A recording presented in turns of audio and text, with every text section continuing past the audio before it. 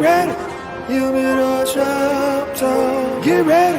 Humidor shop talk. Sports. Humidor shop talk. Cigars. Humidor shop talk. Get ready. Humidor shop talk. Get ready. Humidor shop talk.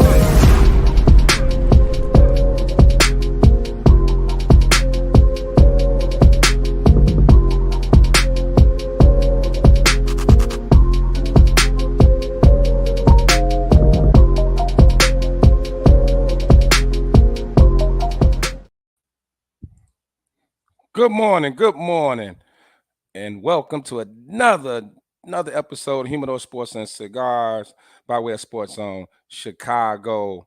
It's a nice, rainy, and little bit cool Saturday. We know this bipolar weather out here, and we got a few of the guys going to be a little tardy today, but we're going to get this show rolling, and let me kick it off and bring in my boy, Sly Dog, the angry man himself. What up, Sly?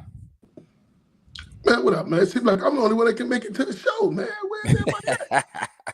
Hey, well, some had a rough night, but Bernard will be here shortly.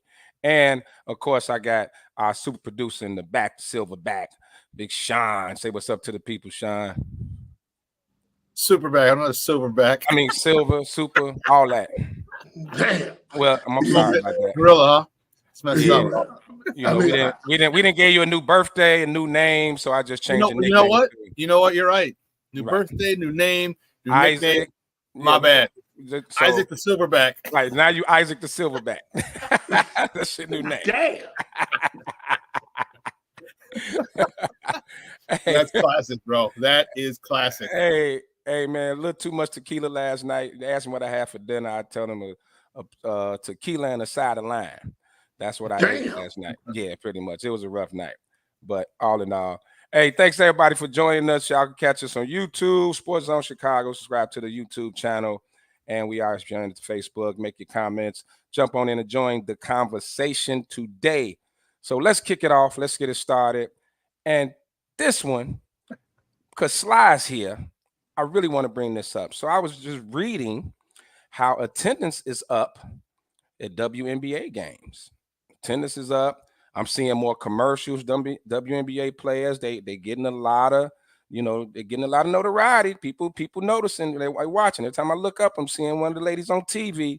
So I'm gonna ask you this, because I know how strongly you feel about it. Is this directly related to the hype of Caitlin Clark? It is directly related to the hype of Caitlin Clark, but that don't mean it's waited too long. The problem I always had is they waited until now to back her. That she ain't winning the game. I think they wanted something, so they terrible. Okay, right. But it should have been done a long time ago. It was some great basketball players before she got here that didn't get recognized, and the hype should have been going. Now, is it good hype? I don't know, because I liked it way back in the 90s when it started. Mm-hmm. So for me, I don't understand. You know what I'm saying? But the bottom line is this: AJ Wilson is still the best basketball player in the league and will be for the foreseeable future. That's the bottom line.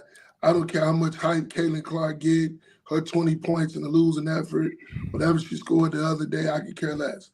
Only thing that matters to me is now, since they giving all this hype, now they better recognize who the best player in the WNBA is.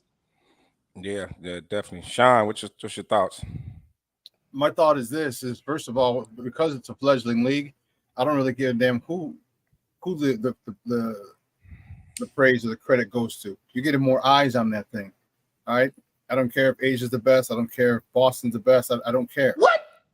I don't care. I want those girls to have eyes. I want those girls to get money. You think they care if they're the best? Let's be honest. This is about honestly do because they brought it up. But here's the thing: is that they want money, and if they focus it on that, like you're in a different level at this particular point. You're not the best college basketball player and anything like that. You're in the pros. So the bottom line is you're trying to make money. Yes, you want to be the best. However, you also want to get paid. Okay, you're making $75,000 a year. You can come out of college and get paid more than that coming out of college. All right, and not have to deal with all the nonsense that they've dealt with finally getting chartered flights. Finally, only some teams, and a very small of the few of the 12 teams have their own facility, have their own. This is crazy. Caitlin Clark is bringing eyes to this. She's bringing people. She's bringing money. Okay, and people, and I'm not saying that I'm not claiming her to be the best person, the best player. She's not. All right, but it doesn't matter who's bringing attention to this, because you know what, and you could put your glasses and scratch your head all you want. WNBA's lost $12 million the last 3 years. So if it wasn't for Caitlin Clark coming in, who the hell gives a damn? It's a business. Right? They're losing $12 million a year. All right. So what in the big scheme of things, who the hell cares who the best player is? All right. It's a business. It's a business. So exactly. So whoever's bringing those eyes, so when you start now, what did you say? You're starting to get more commercials. Yep. Okay. They're starting, and you know what the WNBA did, which was extremely, extremely smart. Women's basketball has had a stigmatism, or has been stigmatized as a lot of lesbians playing. Okay, going back all the way back to the Cabby Poindexter and the Marshall girls and all other girls that they played, and that's just that whole culture. Well, if you notice the team pictures this year, these girls were done up. They had makeup, their hair was did. Everything. They're trying to make it a softer looking league to attract more fans. All right. Angel Reese helps out a lot because she's a pretty young lady. All right. Camila Cardoso helps out. She's a beautiful young lady. Cameron Brink helps out. She's a pretty young lady. Who's the other girl who went to Nadia, who went to the Sparks? Beautiful women. Okay. And so they're helping that out. All that to say is that they're trying to make money. I'm not worried, You talk about attendance. Why the attendance? Because of what Caitlin Clark did. All right. And it has nothing to do with this in this situation. I shouldn't say nothing. It's very little to do with Caitlin, with the fact that she's white. Okay. She was, it does have something to do with it, because race always in everything. Race has an issue. Thank you for real. Race has to do with everything. However, the fact that she was scoring the way she was scoring, and not just how she was scoring, dude, she was doing Steph Curry stuff, bro. No one was doing Steph Curry stuff. Dude, when Steph Curry started doing Steph Curry, why do you think Steph Curry became so crazy? All right, Caitlin Clark started doing Steph Curry stuff in college. And people were like, oh, damn. She was pulling up from 25, from 30, and splashing. Got them into the finals. So I'm happy for them. I'm extremely happy for them. I told you, I bought the WNBA League Pass. I watched like 3 games on it. All right, but the fact is supporting those girls, and that's what they need. That's what they need. Don't worry about the MVP. Okay, that's cool, but you want to get money. When your league's lost $12 million, $10 to $12 million for the last couple of years, that's not a good business model. And if anything comes in to change it, and if it's Caitlin Clark, so be it. If it's Caitlin Clark, same thing in 1979 when it was on tape delay. And guess who played for Indiana State? We need to stop, man. This is what we need to stop. Don't ignore that. But don't say magic helped. But the reason why I came off tape delay is that guy from Indiana State University who wore DePaul, who beat everybody until he got to Magic. Then guess what? The NBA all of a sudden started getting a TV deal to be on TV. So why don't we stop? It's the same effect that happened in 1979 that happened in 2024. Now, if you want to say, well, that was good for the NBA. They came off tape delay and they got a TV, started being shown on TV regularly. Oh, that's fine. But don't ignore the obvious. And that's what you just said. Well, yeah, I mean, what did I say? I said race plays a part in everything. Yeah. I said race plays. So what? Why am I'm not ignoring it? I just said it played a part in everything. And staying on the race thing, let's be totally honest. The majority of season ticket holders and people who attend games are not us. I mean, in all sports, let's face it. Like we could call it what we want, even though like most of the major sports are dominated by by blacks and baseball and Latinos and and foreigners. But I mean, we dominate on the court, on the field. But those stands are real light skin. real light skin. Casual Miles Davis was looking at, and that's why he turned his back when he played at shows in France. There you go. I mean, it just is what it is. Hell, let's be totally honest. Even concerts, I'd have been to rap concerts and saw just as many whites as blacks. I mean, it is what it is. So, and when you talk about bringing in the money, because it does come down to it, you know. But and think about this: you losing $12 million a year. They were probably about 5 years from folding. I mean, you can't keep losing money at that rate. So it looks like now, you know, hopefully like a major TV deal is coming. Seems like Netflix is buying every damn thing. Maybe Netflix will buy them or give them a deal. And Amazon Prime, they dominating every damn thing. Yeah. So, I mean, so it is. So it is good. And I'm with you, Sean. I don't care if Caitlin Clark did it, if Juju did it, whoever, you know what I mean? Oh, no, Juju would have never done it. He'll be losing $12 million. Probably that's right. My whole point. But now the door is open for Juju, right? Well, we don't know. We'll see here a little bit. But what I'm saying is that I'm not disagreeing with what Sean's saying. I want the girls to make money, but it should. The only thing I'm saying, Sean, and it shouldn't have to take a white girl to bring this kind of attention on. That's my point. It has to. It does, Sly. It does. And I guess you're right, because I brought up Bird. What did you say? What did the money just say? All right, all the people who buy season tickets aren't dark. All right, the majority of the people are not melanated. All right, they're white people. Okay, so all of a sudden, so what you're saying is like, okay, well now they have one of their own that's really, really doing well. You know what I mean?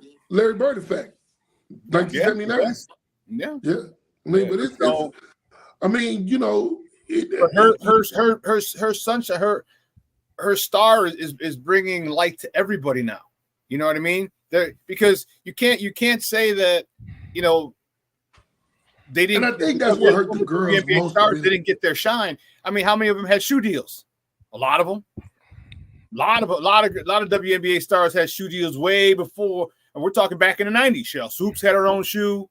She did. Right? You know what I mean? So all these girls who had a shoe, but it just wasn't popular because the masses and the season ticket holders weren't going. There weren't as many season ticket holders.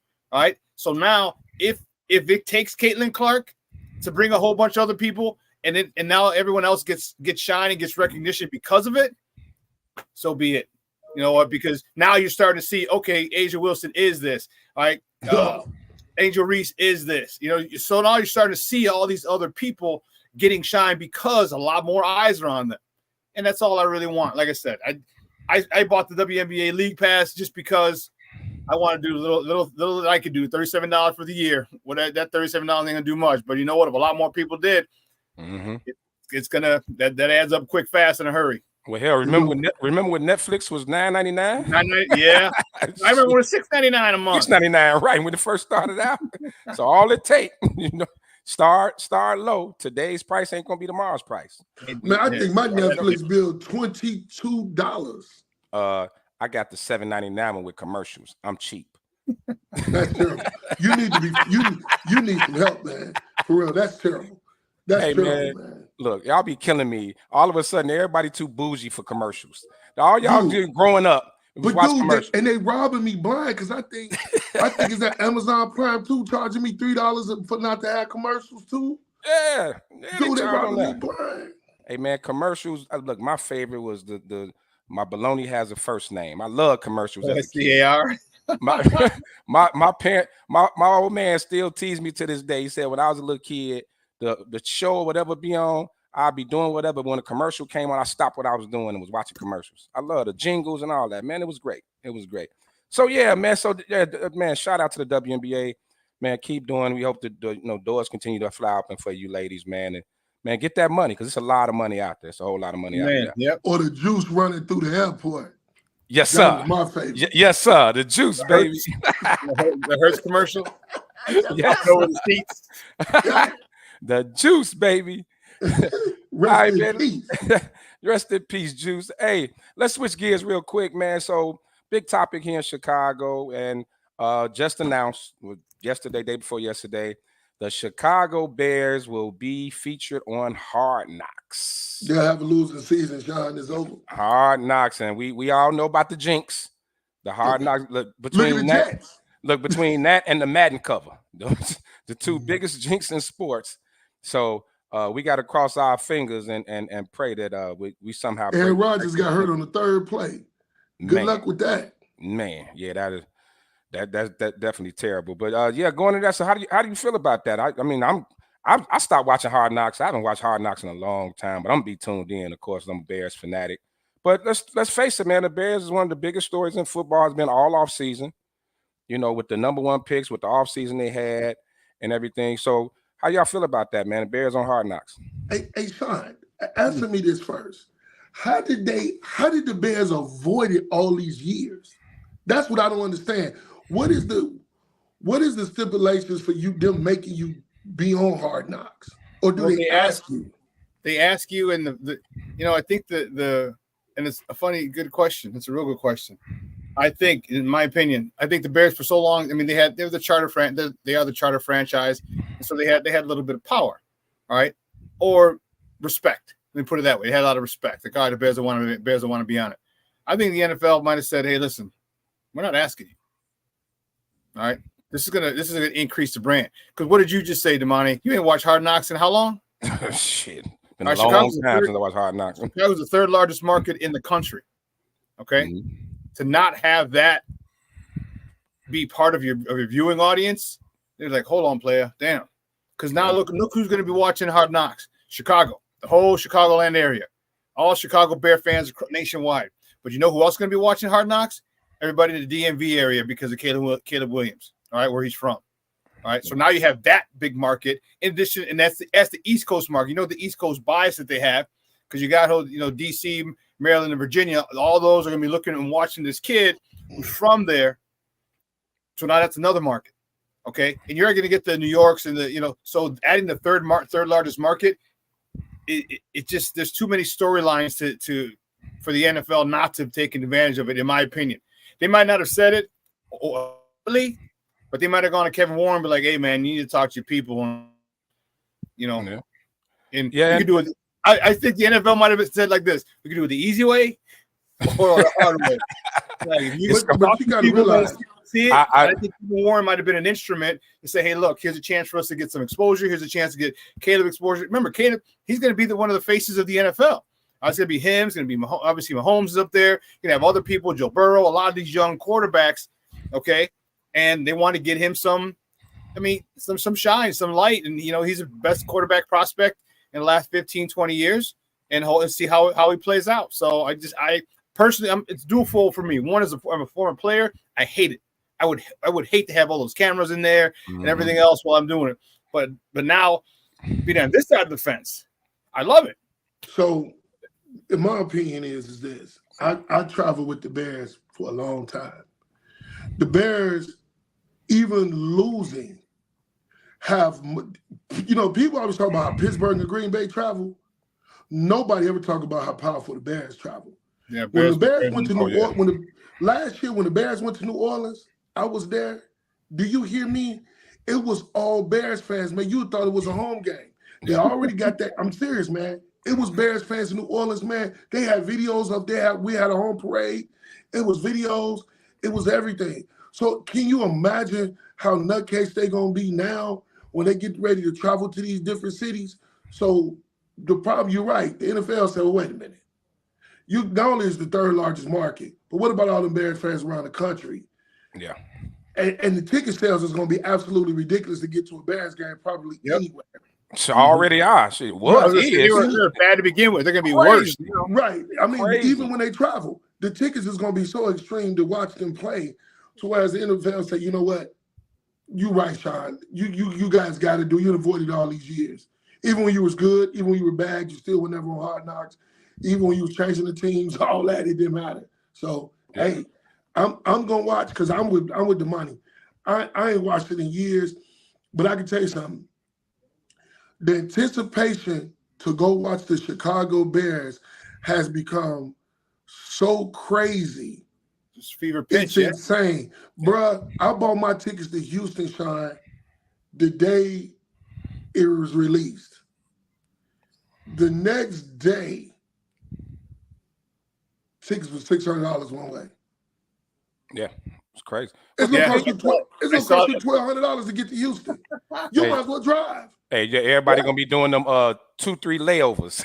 I don't care. We stop a few times. Dude, Save a couple $100. Southwest, the money did change my flight. They're incoming.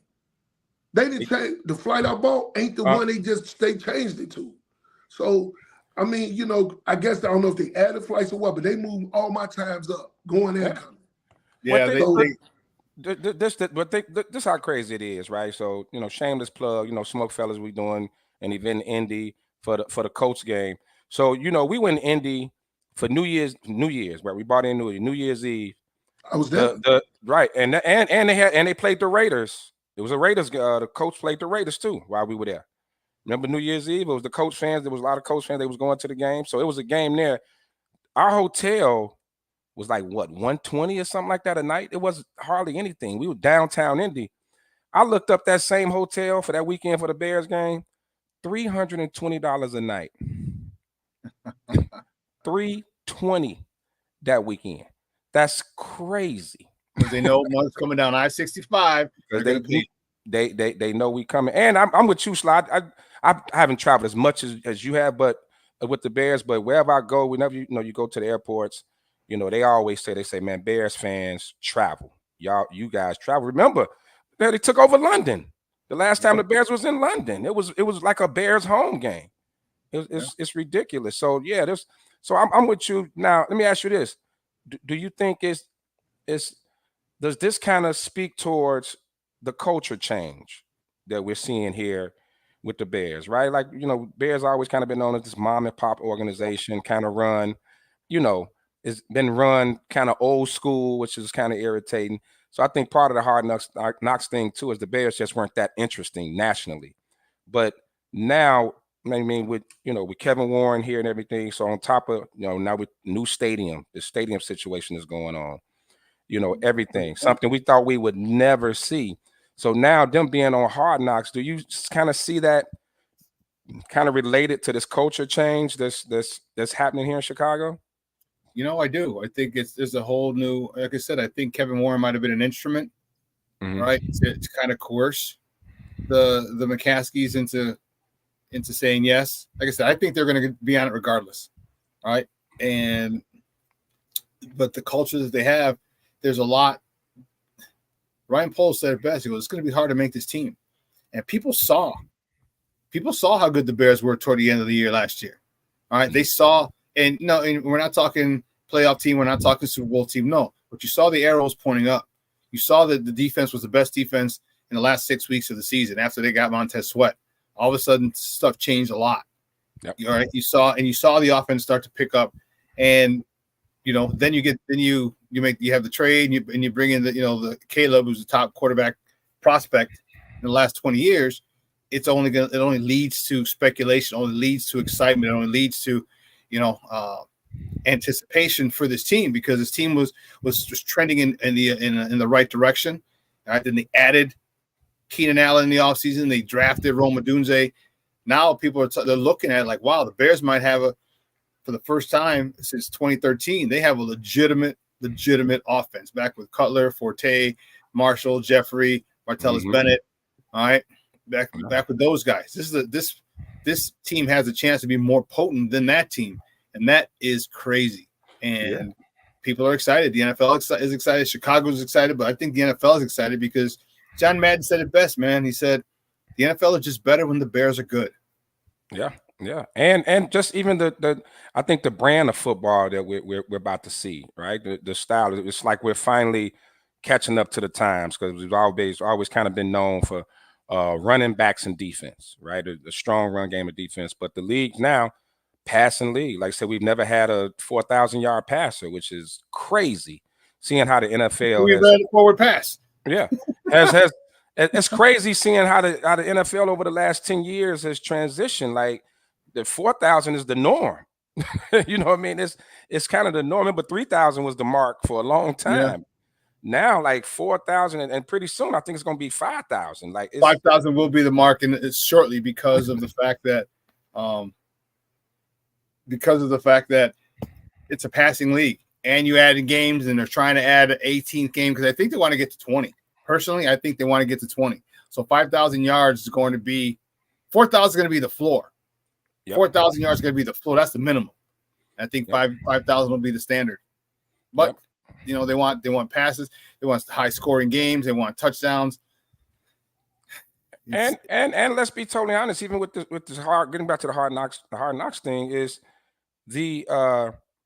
we've never really had an exciting quarterback like with personality. Caleb seems to have a lot of personality. You know, he's doing this bear claw thing that seems to be catching on. It looks ridiculous to me, but it's cool. I mean, this young man has a lot of personality, and our quarterback position has never really been interesting like that as far as personality. You know, Justin was a little bit of aloof. He kind of was like, oh, hey, he was very robotic. I think, he was very robotic. And you know, Jay Cutler just didn't give a damn. Smoking Jay didn't care about nothing. So I love Jay Cutler. You know, hey, I don't remember Rex Grossman ever even talking to the media. I'm thinking back, like, when have we ever had a quarterback even this interesting with this much personality, you know, kind of flair? I mean, he's going around the city, man. And I see more people are embracing him now. More people embracing them now. So, well, they should, you know, we are, because a lot of us are still Justin Fields fans, you know, but he's no longer the quarterback, you know, right, wrong, or indifferent, or however you feel. All right. He's no longer the quarterback here. So we can still root for him, but we still Bears fans, you know, and so we gotta rock with who's on our squad, and that's Caleb. And you know, the issue is that Caleb's talent has never been the issue. You know, that's never been the issue. I mean, you don't win a Heisman Trophy, you know, in college if you're garbage. You know, the kid's good. Okay, so everybody's embracing it. Looks, you know, unfortunately, you know, the Civil War had a lot of casualties, a lot of friendships were ruined. Okay, across the country from different people. You know, you had a lot of the meatheads. Then you had meatheads, pro Caleb, and it was a rough. It was savage. It was really, really savage. You know, and I think that here's the healing time. Like, okay. Let's just start. We're Bears fans. Let's root for who we got, and which is why I think there's so much hype and so much at everything. All right, the OTAs. All right, Caleb had a bad 7-on-7, and they're like, trade him, cut him, get rid of him, kill him, and throw him in the hospital. I'm like, call him a bus.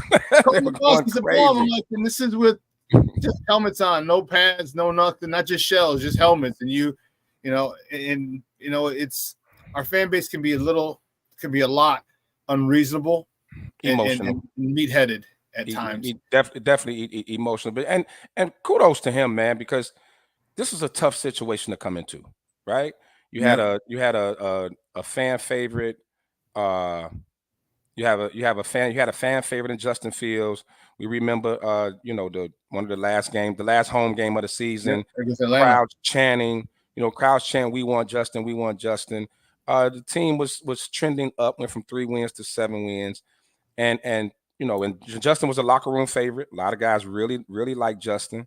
So to come into this situation, and he seems to be diving in both feet, like he's coming in. He's at the Sox game, the Cubs game. You know, he's getting out here. You know, he's Bears. Like I said, a little crazy looking bear claw, all that other stuff. So you know, shout out to him, because it could have been a tough situation, you know, to really come in. And you remember when Cedric Benson came, right? Remember back with the Cedric Benson situation. Oh, yeah. And how he came in. Thomas Jones was a locker room favorite. The guys loved him. They bring in Cedric Benson, and it was a little bit of a, you know, a lot of it. yeah. They said they was trying to wreck that man in practice. Like they were really trying to take his head off in practice. So and I think it also helps with the veteran receivers, the Keenan Allens, the DJ Moores, you know, Cole Kmets, the guys. They're embracing them. You see them speaking, you know, speaking very highly of him.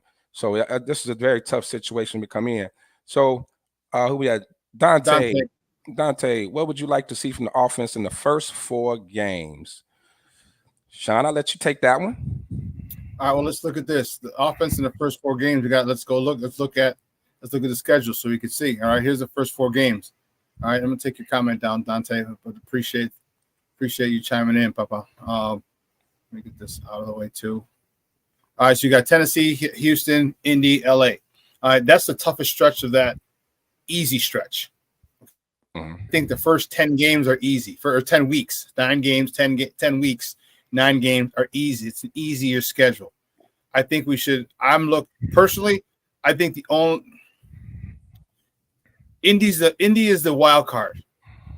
Okay, Indy is the wild card, and here's why: we don't know what Richardson can do. Is he going to start from scratch, or is he going to be like a Patrick Mahomes type, who sat pretty much all of his rookie year? Just got in a couple games when Alex Smith, and then came in and took off. All right, he was injured last year, so now he has to look at that game differently. He's looking at the games from a coach's perspective, because all I can do is watch and give his suggestions to the quarterback room and the offensive meeting room, and that helps you develop mentally faster. So how's Anthony Richardson going to be? That's the thing. I think we can get Tennessee in the first 4 games. I think 2-2 or 3-1. I think the best. I think we might, that Sunday night game in Houston. That's Sunday night game, week number 2. I think that could be I think for sure that's going to be a loss for us. But Tennessee, Indy, and LA, I think we can get those. Maybe not get LA and end up 2-2. But that's what I'm thinking. No worse than 2-2 in the first 4 games. No worse than 2-2. Is that what you meant, Dante? Well, I think no. What I'd like to see from the offense. Okay. Yeah, from the offense. From the offense, I want to see a good ground game. Mm-hmm. Okay. I want to see them establish a run. If you establish a run, the game over. Then that's season over. Because this is, if we're able to establish the ground game with all the weapons we have in the past, it's going to be great. I want to see him establish the ground game big time. I want to see Caleb start to work and get the short game to the intermediate game. Okay, get that down pat. Get it automatic. Give me some slants. Give me some hitches. Give me some deep ins. Give me some 5 and outs. All right, give me some curls. All those things I want to see him. I want to see him be able to step up in the pocket, which he did in college. Okay, but the speed, he's going to have to get adjusted to that. The speed. So I want to see them really pound the ball on the ground. All right, for the first 4 games, and I want to see a lot of. We're going to take shots. Don't get me wrong. There's going to be a situation where you take shots, but I want to see him really, really, really shore up and really make it almost automatic for that the short to intermediate passing game, because if you can do that, man, the training wheels will come off early. And to add to that, you remember you have like DJ Moore, who's great yards after catch, great yards after catch guy. And to answer Dante's question, I want to see balance, a balanced attack. You know what I mean? I want to see a lot of Swift and Herbert and everybody. Hey, Mr. SmokeFella just joined us. What up, Bean? What up? What up? We talking Bears OTAs, man. We just I've been listening. Yeah, I've been listening. We chatting on that. So yeah, for the I want to see balanced attack. I think the worst thing you could possibly do is kind of get excited about your shiny new toy and try to come out and unleash them just like 30, 40 passes a game. I definitely don't want to see that. But I'm expecting a balanced attack, a lot of Swift, a lot of Khalil Herbert. I want to, like you say, the short passes, please not the screen game. Oh Lord, Shane Waldron, please don't. No. And if I see another wide receiver screen, I think I'm gonna break my TV screen. I'm so sick of that. Yeah, what up? I know you said you don't want to be all excited about the shiny new toy, but you get a new toy. I know. Pause. You got to play with it. You got to play with it. I know. You got to play with it. So just don't just sit them in the background. Yeah. You like I say, you got to play with it. You got to have Batman swinging from the tree and Robin to say, Rob, you gotta mix it all in there, man. Don't just have them in the background, man, because there's too much hype around this. That's why I was saying a balanced attack, like really balanced attack. 'Cause I think the run game is gonna be good. I think the run. I'm even more okay if it's a little skewed and you go a little more run. I'm okay with that.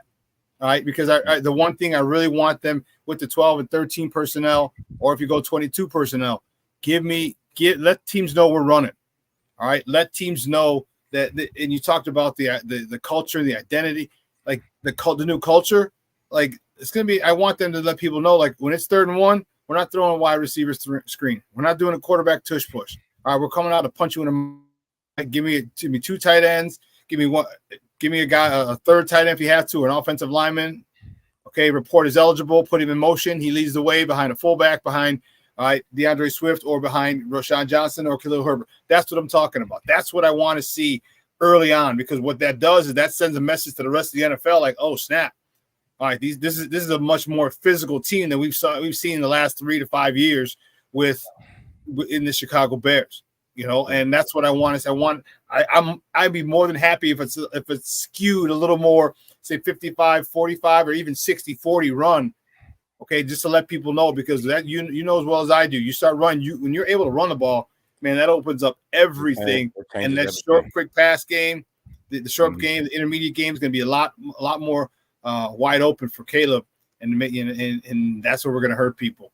And so we got a few comments. Deion Buford, thanks for chiming in, Deion. Great defense, and if we win the turnover battle, could be 4-0. We could. Well, Houston's going to be the toughest game in that stretch. It's not out the realm of possibility. No, it's not. No, it's not at all. Isaac Lefty. We're gonna bring in KDL because he in the background. You know, that vein forming in the back of his head. He's real upset about right now. So I think y'all put him in timeout or something. I'm just assuming. I'm assuming he in timeout. So no, well, we can't call him Kyrie no more. I've actually been listening to the whole conversation. I was here before Ben. Y'all didn't let me in. Number one. Number two, all this 4-0 talk, just leave me out. Go ahead. You just said it's possible. Kid. Nobody's predicting. Just leave me out. Go ahead. Right. Oh, now you go. Did you say take me out? You gonna slide me? Hey. Oh, okay. All right. But go ahead, man. That's funny. Y'all fans, y'all optimistic. Y'all fans, man. I get it. I get it. Y'all know damn well y'all ain't been to Houston. Now, the Indy game is questionable. Don't act like y'all just gonna blow through Indy like Indy is nothing. That's questionable. This, I keep telling y'all, it looks good on paper. Stop it. It has to play out on the field. If the man is throwing interceptions with no defense, what the hell is he going to do with defense? Well, hold on. It has to play out, man. I get it. It's been since y'all had him in time. 1985. I get it. I get it. Well, I get it. We went to the Super Bowl in 06, 07, whatever. Well, you went to the Super Bowl. Okay. Stop talking about 85. But no, that's the last time you won it. Yeah, that's the last time you won it. When people was in stonewash and damaged and used jeans and shit. But I think they know that. You're gonna go to the fashion. I said it could go 2-2. I was winning 85. But look, man, it could be 2-2 and 4-0. It could be anything in between. Unlike Houston's gonna be the toughest matchup in that first four. It's gonna be the toughest matchup in that first four segment. Houston, and the reason why is because Bobby Slowick's still gonna be there. I thought Bobby Slowick was gonna get another gig. He decided to stay. So now you got another year with him and CJ Stroud together. I think that's going to be a tough one. But then again, we still got a great defense. And they just signed a wide receiver. They gave him money too. Look, man, y'all got, so who is it? Indy. First is Tennessee. Tennessee. No, it's Tennessee. Indy. Tennessee. I'm sorry, at home. Then we're on the road at Houston. Then we're on the road at Indy, and then we're back home for the Rams. The Rams. Mm-hmm. Right. So the Rams ain't no pushover. No, not at all. No. Okay. Indy ain't guaranteed. Indy, I keep telling y'all, Indy ain't guaranteed. No, none of the games are guaranteed. Well, let's stop with the undefeated. Nothing. We just saying, Kev. I always saying, is this a possibility? But real quick, before you take over, I wanted the focus on the struggles of Caleb Williams the first week of OTA. So my perspective was a little different than a lot of people. I would have been more worried if this rookie quarterback in a new offense came out and just shredded the defense If he just came out and killed the defense, I would be a little more worried. People keep forgetting how good this Bears defense is going to be. It was at the end of last year one of the best secondaries. They got him ranked as one of the top secondaries in the league. So he should struggle. But everybody, like you said, everybody else was making a big deal out of it because he was throwing picks. Yeah, he should be throwing picks. First of all, adjusting to the game and going up against a good defense. Now, they said he had a better second week OTAs. They said he did a yesterday. lot. They said it was really good. He only had 1 incompletion out of 15 passes. Yeah, and they said that was a pass interference. So I think people looked at it like, oh, like you said, he's going to be a bust. It's a problem. Oh, they should have kept Justin and this, that, and other. You're going up against a top defense, which is only going to make him better. He's going up against one of the best secondaries in the league. That's only going to make this. That's preparing him for what's coming during the season. So, go ahead, Ben. I'm not on that bust stuff. I kind of like this. Hey, Kevo, I kind of like this where I'm just on the panel and not having the host. So you go ahead to the top of the hour, baby. Keep it going. All right, we'll keep it rolling. And you know what? Kid. I hate to cut I'm you not. off, kid, Hey, man, I know y'all expect me to be a hater. I'm not. All I'm saying is I listened to the entire conversation because y'all didn't let me in. I listened to the entire conversation. I'm not on this 4-0 bandwagon, but I'm also not on the bust because he threw 7 interceptions or whatever bandwagon either. Like, I'm not on that. I ain't a bust and all that. House style posting stuff about him being a bust. Look what I told you. I ain't on that. I ain't on that because the boy can play. He's in a perfect opportunity for any rookie that ever walked into the National Football League.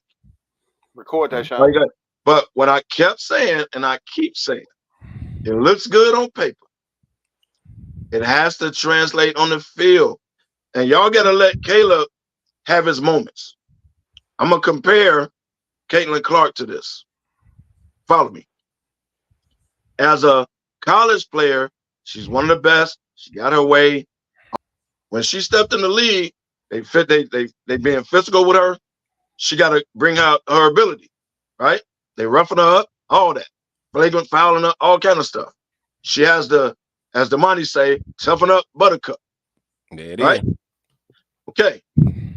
Caleb Williams going to have to do the same thing. He's going to have to realize that defenses, these big dudes are fast. I got to get rid of this ball. I got to adjust. This ain't USC. It ain't all about me. They ain't going to look out for me. You got to adjust to the league. And you're the #1 pick. So they're going to come after you. All eyes on you. All eyes on you. So they're going to come after you, bro. These big boys fast. They really that fast. So you got to adjust and not hold the ball. You got to adjust. You have to give him time to do that. So he ain't going to come out throwing 5 touchdowns because he got DJ Moore and Keenan Allen and Swift and all. He has to adjust to the league, man. You have to allow him to do that. Now you got 18 games? I'm going to say this, man.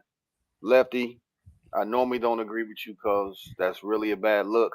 You say that every week, but go ahead. I don't. That's like once a month. Once a month, because I always say you got one a month. You know these shows are recorded, right? We're gonna have to go back to the tape. Hey, as they say, the tape never lies. Tape don't like lie. Our boys. Like our boys. The tape never lies.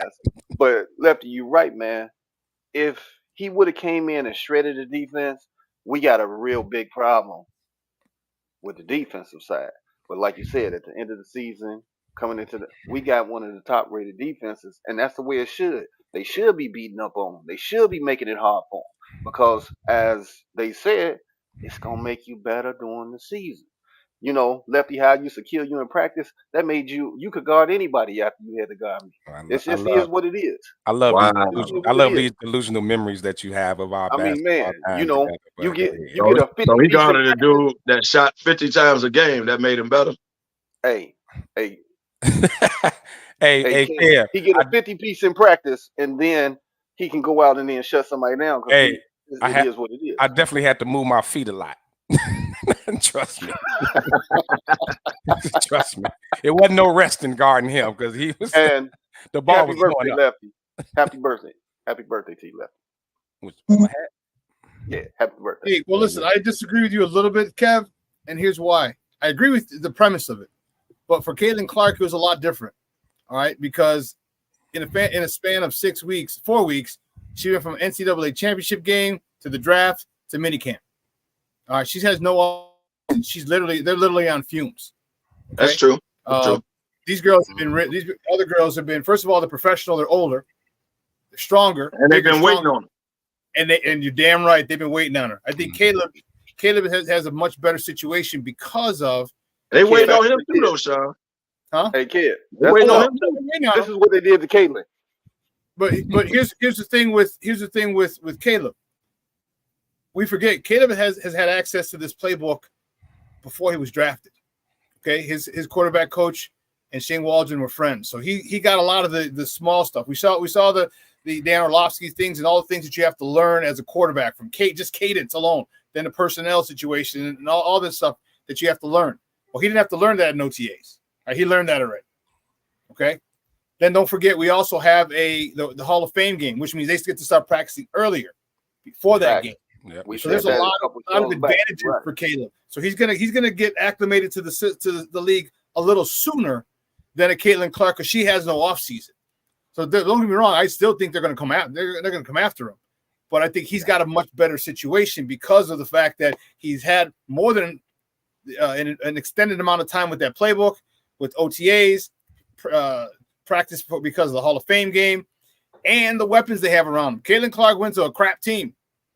That's what I was Sean. I was right. I was gonna follow you up with that. The Fever was #1 overall for a reason.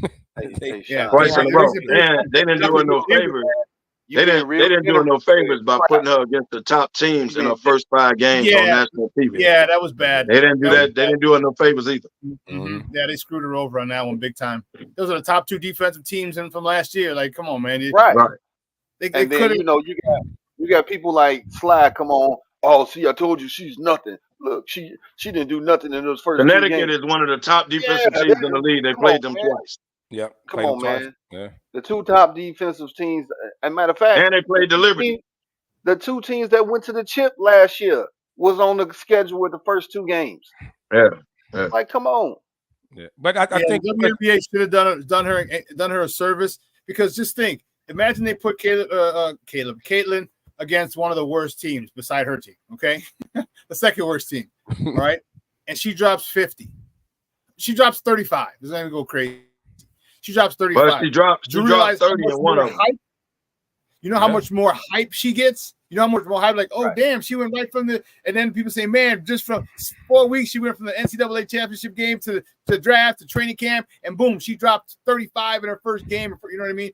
All of a sudden, she dropped 30 in one of them, though. And they don't get blown out. that don't help either. Getting blown out, but getting back to Caleb though, I think like you said, so the situation is perfect. That's why we were saying when the question was asked earlier, what do we expect from the offense in the first 4 games? You know, run game and defense to have this supporting cast that he has is unheard of. Man, it's a 7-win team. The Bears weren't a true #1 overall pick team. They got it via the trade because Carolina sucked. So that I think that's going to help them. And like we were talking about, going up against one of the top defenses every day in practice, that's going to help them. You know, and I know Eberflus, he has them practicing hard. They practice hard. It's not Can I give y'all a comparison a little bit? Mm-hmm. The Green Bay quarterback sat how many years? 3. 3. Years, yep. Sat 3 years. His first half of the season sucked. They were calling him a bust. It wasn't. They were calling him a bust. It wasn't. He wasn't ready. All that. The second half of the season, he got it. Something clicked, and he got it. Balled out. Green Bay got hot. Went into the playoffs. So if he sat 3 years, and his first, say, 6 games were bad, and people were calling him a bust, he sat 3 years, ain't ready. What do you think the adjustment Caleb Williams has to make? He ain't sitting 3 years. He coming right in as the starting quarterback. You're looking at the difference in talent too, though. Jordan Love was number 24, 25 pick. He was. I get it, but he sat 3 years and he sat behind a Hall of Fame quarterback. Right. This man is coming in right off the bat as the starting quarterback for the Chicago Bears. If you think it ain't gonna be an adjustment period, like you Bears fans gonna be mad the first half of the season. Okay. And here's why. Here's why. He's gonna go through his adjustment period. I don't think so. Can I come back? And y'all gonna be ready for him to jump on and explode. And you're gonna lose some games that y'all counting as wins, which I keep telling y'all, stop this 4-0 stuff. He gotta adjust as a rookie, man. This ain't USC. These boys are fast. These boys are big. He has to adjust. I got to call BS on. Well, I'm gonna let y'all live y'all fantasy. I'm gonna let y'all live y'all fantasy. On your analogy, y'all ain't listening to me, but go ahead. It's a difference in talent, and yes, you are absolutely correct. It's an adjustment period. Now, Jordan Love shouldn't have had an adjustment period because he was in that number 2 spot for 3 years.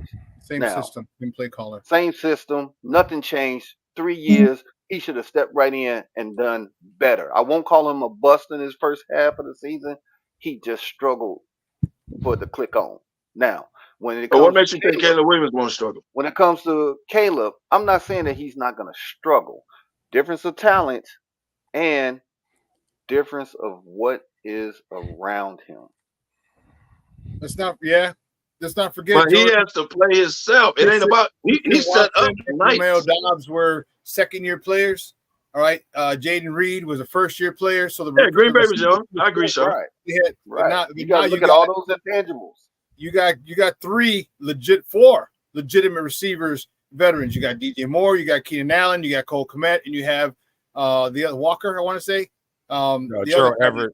Everett. I don't know why I keep forgetting that dude's name. Everett. So you have four. But he still has to adjust himself. You got veterans around you. But you got veterans that have done this before. And if the veterans are kind of, as they say, schooling you, and they've been doing this, they can help you out doing practice. They can catch the ball for you and bail you out. In-game situations, they can go to you and say, hey, this is what I'm going to do. Man, look me up, hit me, Okay. They can bail you out and catch passes that's a ride. I get it because they're veterans. They can bail you out. They can come back to the ball. They know they can read. They can see what the defense is doing, and they can adjust and say, come to me. You still have to be able to get rid of the ball and read the defense. But it's gonna be an adjustment for him, man. To think he's coming out the box and y'all 4-0 and all that. Stop. But Cam, Jordan Love had to adjust 3 years. What do you think a rookie in the National Football League is gonna have to do? You said you've been listening to the show, but that's what we were saying. That's why when the question came up about what do we expect the first 4 games, like we say, don't expect him to come out and throw for 300-400 yards a game. Like that's what we were talking about. Lean on the defense and the running game. And what's Sean's favorite line? Coaching matters. Coaching matters. Shane Waldron should know he's not going to try to come out and unleash him to the world. Yeah, definitely. Definitely. Hey, did you see? You see my new name? Yeah, the Silverback. I got it. Silverback. Isaac, the Silverback. Isaac, Silverback, baby. Hey, Damani's like, he goes, we gave you a new name, we gave you a new birthday, I'm giving you a new nickname. I'm like, you got a happy birthday, Sean. My bad. Happy birthday. You got a whole new identity, Sean. You got a whole new happy birthday, Isaac. Right. Isaac. My bad. Happy birthday, Isaac. Sean's birthday is later in the year. Hey, shameless plug. Today is June 1st, right? Yes, it is. Cue up Bone Thugs and Harmony. Hey, Lefty, it's our birthday month. That's right. It's coming, baby. Cancer season is coming. Y'all don't even celebrate y'all whole season. Get out. Gemini's just warming it up. They just Kev, just because you celebrate from Thanksgiving, I celebrate my season, sir. You celebrate your season is 8 months, bro. You celebrate before Jesus' birthday. You gonna put yourself before Jesus? That was the younger me. The older me, I celebrate my season only. So the day of my season to the end. So the 8 month thing over with. Yeah, it's over with. I'm older now. For 5 years, I didn't know your actual birthday at all. So now is it just a month? Just the Gemini? What sign are you? Capricorn, baby. So now it's just a Capricorn season from season, Sean. Just a season. Okay. Hey, Day Sean, 1. When I first met him, bro, I didn't know when his birthday was because it's like, man, We as did soon like as the 10, fall hit, he started partying for his birthday. we did 10,000 toasts. Kev's had so many toasts. I was like, when is his birthday for real? Hey, John, When it I popped was up on in Facebook, I Arizona. was shocked. I was in Arizona or Vegas, and my actual birthday hit. And they posted on my page like, today your actual? Right. Right. That's what we've been doing the last 3 weeks. Exactly. Getting ready. Right, warming it Right. up. Warming it up, Paul. So, hey, so speaking of June 1st, hey, the June 1st cuts coming. Yeah. Yes, sir. The cuts are coming. Yes, sir. It's some big names. They got on. So the let's list. see what happens. Let's see what happens. Basically this is a second wave of free agency. Yep. Yeah. Hey, So you guys think that Ryan Pohl's going to go grab free Daniel Jones? Free Daniel Good. Jones. Goodbye. You think they're going to be able? This is where Ryan Pohl's may get another defensive end for the year. See, that's depending on who's cut. Absolutely. It might depend on how much money the dude want. Mm-hmm. They got a list of names on the board, and if they appear on there, they're gonna be like, Come on. So what do you do? What do you do if you're the Bears? Like, do you go after the best one, or do you sit and wait? Because the longer you wait and the more you get to training, the closer you get to training camp, that price comes down because these NFL players got a lifestyle they got to lead. Mama got new shoes, she got to buy. New purses, she got to buy. And at some point, like, all right, I was asking for 10, I might take 6 now, or I might take 5. Sean, that's a hell of a question because if you wait, you could lose on that top one. Bingo. But then if you wait, you saving money. So it depends on who that player is if you're gonna wait or not. Because in the NFL, you always leave a roster spot open for injury. That is true. But the thing is, at any position. Next year's edge draft is really, really deep. So you may only need to get a guy for a year, sign him for 2 years or whatever, but really need him for a year. So you don't need the top free agent. You think maybe get like a mediocre, above average if they're available. Well, I mean, you got to think of it like this. I think agents and everybody know you can't expect a huge payday because a lot of teams already spent most of their cap. Right, they just cut you. Right. They spent most of their cap. Now the Bears got Yannick late. Remember, they picked up Yannick late last year. Like it was almost like a week before camp, wasn't it? But it was like a week before camp when they signed him or something like that. This is my feeling and my suggestion. I don't think they should wait because you're looking for continuity, building that team, and you don't want somebody to come in later on in this preseason and then you got to get him up to speed. He got to gel. I say we go ahead, pull the trigger on whoever that person is.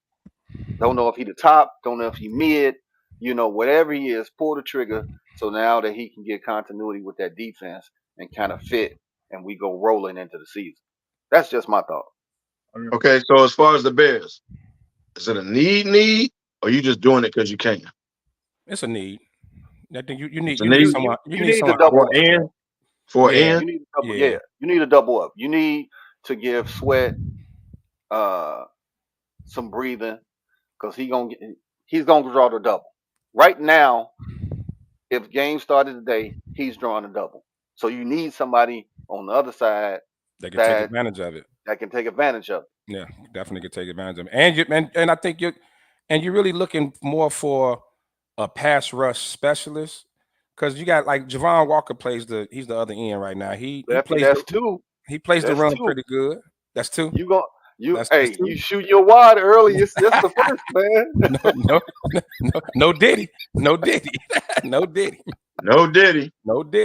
But dog, so he has I think you just like a pure pass rusher, like a pure, like you don't have to, maybe just a third down specialist, like when Mark Anderson used to be with the Bears. So who's the dude on the other side now? Javon Walker. Yeah, Javon Walker. He had about. He's not good enough in your eyes. Well, he's good against the run. I think but he only had like 5 sacks. I think if that. Like he's not his pass rush ain't his strength. Put it like that. But he's good against the run. But and things like that. Depending on what he worked on this offseason, that's true. That could change. He could be that X factor, and people are like, oh, we only worried about him on the run, and then he surprised you, and now he got 9-10 sacks on the season. You like, whoa. Yeah. The reason I'm asking is because I asked, was it a need for pass rusher? Y'all said it was. So now I'm asking, is dude good enough on the other side of Sweat to maintain that you may be able to hold off on a pass rusher for next year? On his off-season work. Depending on his off-season work, Kev. Yeah, I'm sure that they was been working with him on his Well, footwork. everybody working off season. That ain't, you know what I mean? Everybody that working ain't off true. season. That ain't true. Some people just raw talent, and that's what they roll on. Also, if you got the money, to spend, and like Sean was saying earlier, like a 1-2 year deal, because you got that rookie Austin Booker, you know, that'll give him time to develop. So yeah, if you got the money to spend, why not? I don't think you got to hold out and just leave Javon Walker over there. You know what I mean? Yeah, it's definitely a need. Well, Lefty, we at the top of the hour, man. I mean, if you want to keep rolling, then you can. No, it's on you. No, we could stop talking about the Bears. There's more things going on in the world. Move on. It's on you. Top of the hour. It's on Lefty you. has relinquished. Whack Kellerman. Well, okay now. That's for calling me Skip Hairless. You've been calling me Skip Hairless for a while now. You know, your hat game has got amazing lately because man. Yeah. You gotta keep the head protected, man. The sun is not good. Your birthday coming up, I'm gonna get you that little tool that you can shave your head so you stop using that Nair. But that's neither here nor there. I don't use Nair first of all. And I was actually gonna try that. That looked kind of dope though. That little rub thing, that looked kind of dope. Yeah. Hey Kev, keep it 100, man. We was in Houston, right? He got up early. I hear him moving around. So I get up and I walk around. And this dude in the bathroom, he got one leg up on the toilet and he's shaving. And I look on the sink and it's the pink bottle of Nair. And he kind of tried to knock it off into the sink so I ain't see it. Oh, so that's I'm right. Like, bro, what you doing? Walker. My bad, Andy. You're right. DeMarcus. What you doing? But why is his leg up though? Yeah, I don't know. What does that do? I got to balance or something to shave my head. I told him the first thing I said to him, Kev, was pause. First of all, why are you walking past the bathroom while I'm in it? First and foremost, let's start there. First of all, why you had the door open was amazing. No diddy, but I'm just saying. And it's all right, hey, he was trying to get into it, Kev. He needed leverage. I'm trying to figure out. Yeah, right. I'm trying to figure out why the leg was up. I don't know either, Kev. I don't know what that's about. I have no idea. Thought he was alone in his room singing LL. But no, I stand corrected. DeMarcus Walker is DeMarcus, not Javon Walker. DeMarcus Walker, the other DN. And Kevin, all right, you right. There's other things going on, man. It's the NBA. Now, the one poor thing right now, we about to go about 5 days without no NBA. That's to Thursday. Nothing. You're right. Like, man, bro, we about to feel it. But that's good before we know it. That's good for the WNBA and everything else that's going on. You know. Good point. That's a good point. Now, all the way to Thursday, guys, Dante, Dion, how I do. I kind of throw some things out to the fellas, man. A question, whatever, make their mind think. Well, answer a more difficult question. So before we start talking about the NBA playoffs, just one general question: who would you start your franchise off with? It ain't no, man, that's a tough. It's only 2 names I'm giving y'all today. Who you going to start your NBA franchise off with if you were GM? And Kev, I want you to go first on this one. Are you going to start your franchise off with Kyrie Irving or Allen Iverson? Go. In today's NBA,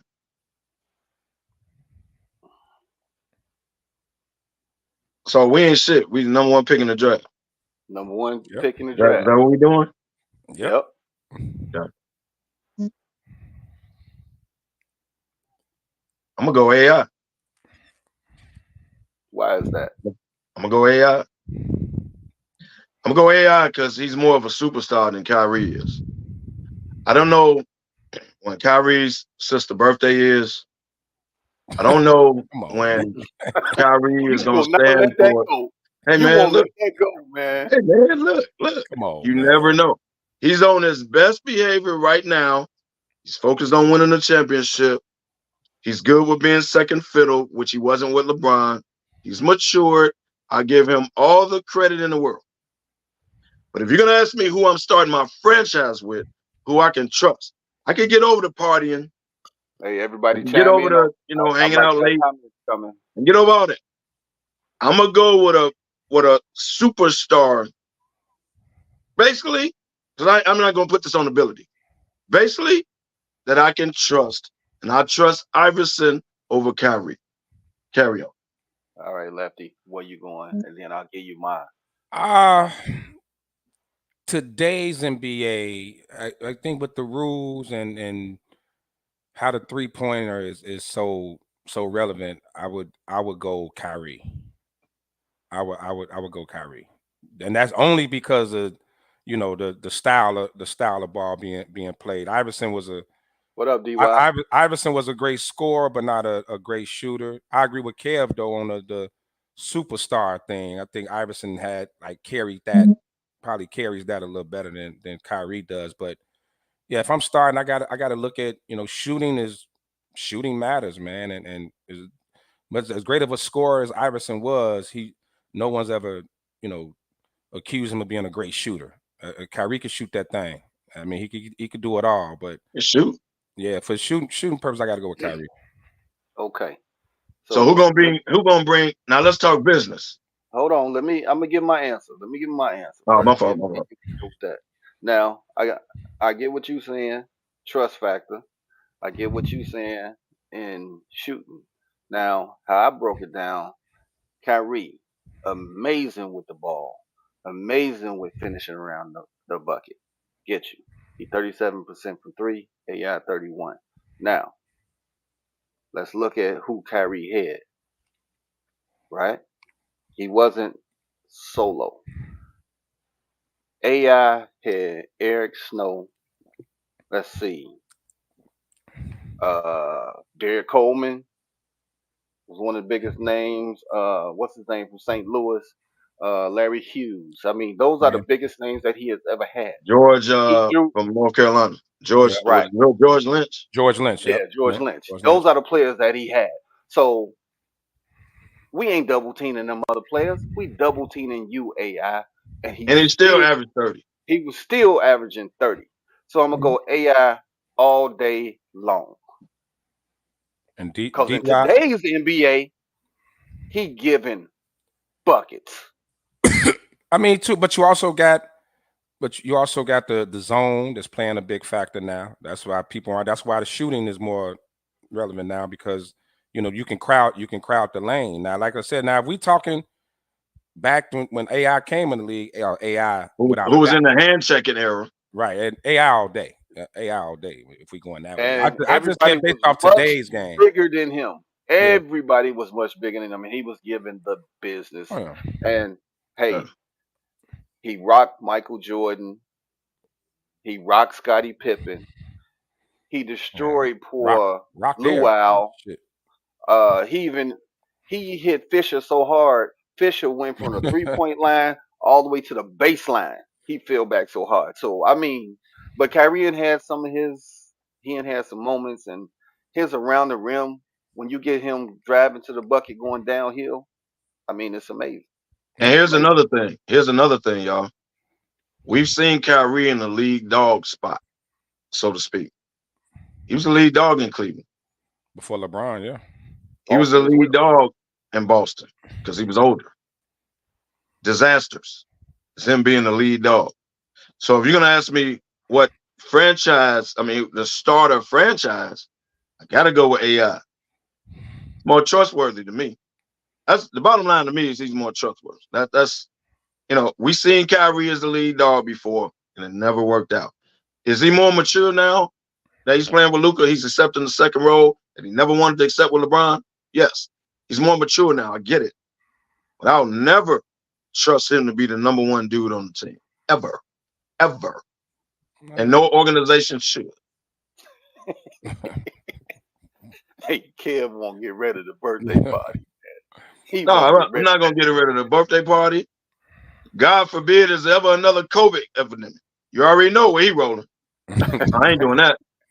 I'm gonna play on road games. You already know. So you can't trust. Man, come on.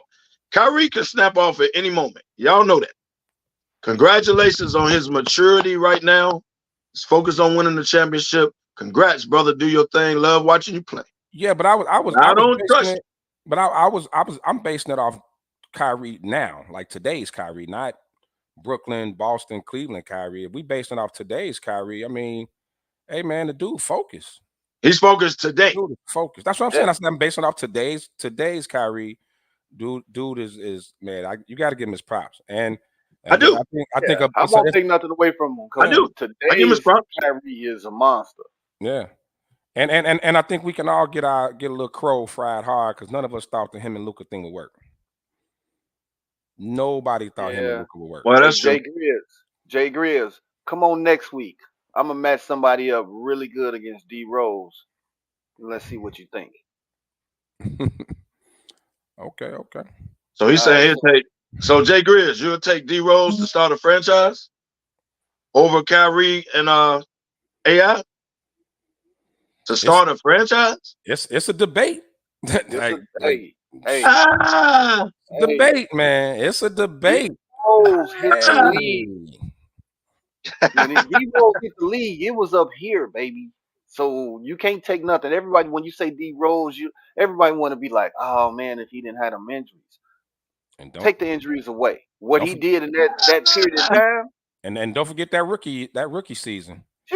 Jesus. Man. His rookie season is all-time great. As far as a guy having a rookie season, one of the all-time greats. Definitely. Yeah, so all right, NBA playoffs, man.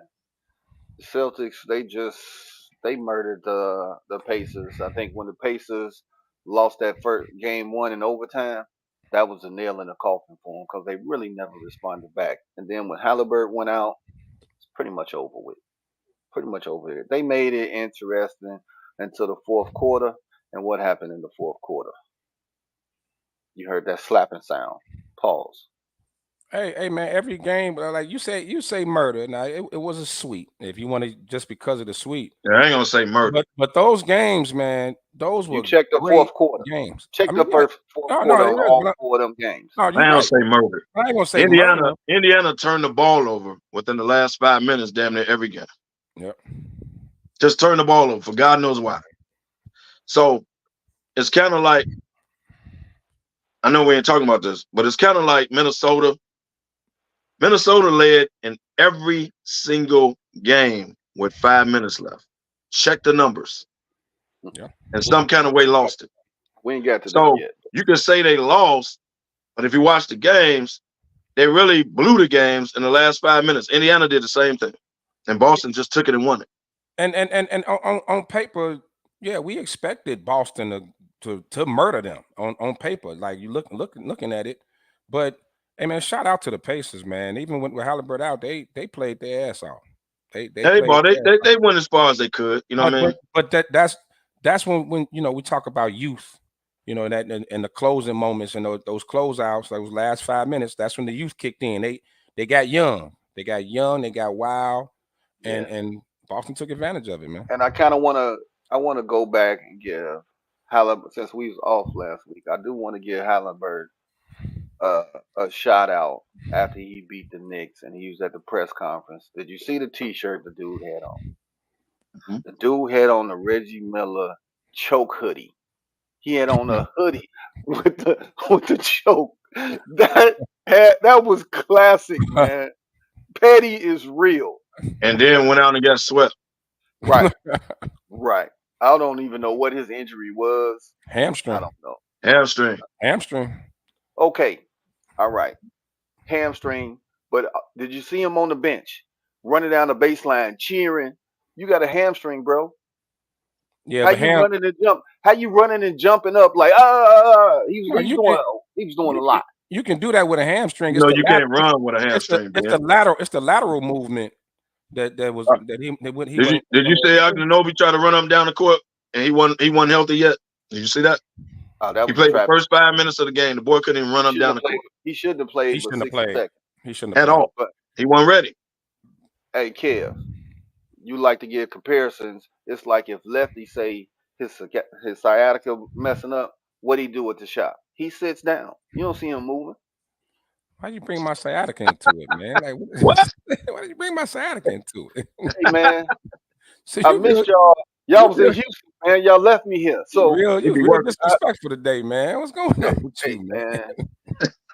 I'm giving the fans what they want. Commentary. But man, look, has Boston been is this one of the luckiest Man. playoff runs ever?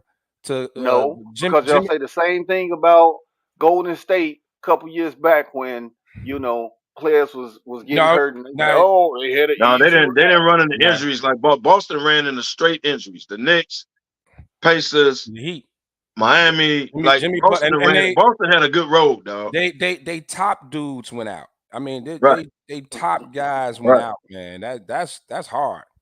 Hey, even if they would have played the Knicks, they'd have ran into injuries. Somebody was in the so Boston had a good way to get there, dog. You gotta. I'm not saying they still gotta go out and win the games, but I think they're gonna get tested against Dallas because they got them two dudes, right? But I know I'm jumping the gun because you're probably gonna ask this a little later. If Boston does not win the championship this year, what do you do? Because you ain't got it no better than this year. You got home court advantage. You got Porzingis coming back. And yeah, Dallas is good. I originally said whoever won the West was going to win the championship. I originally said that.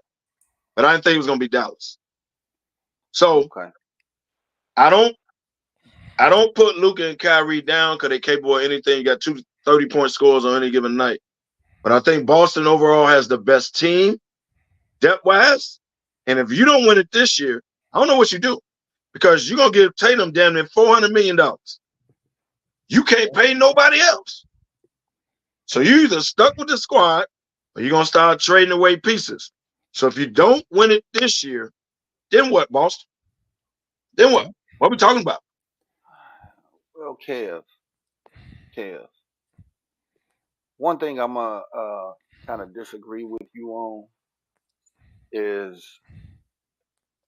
when you look at Boston's depth, they really ain't got none, bro.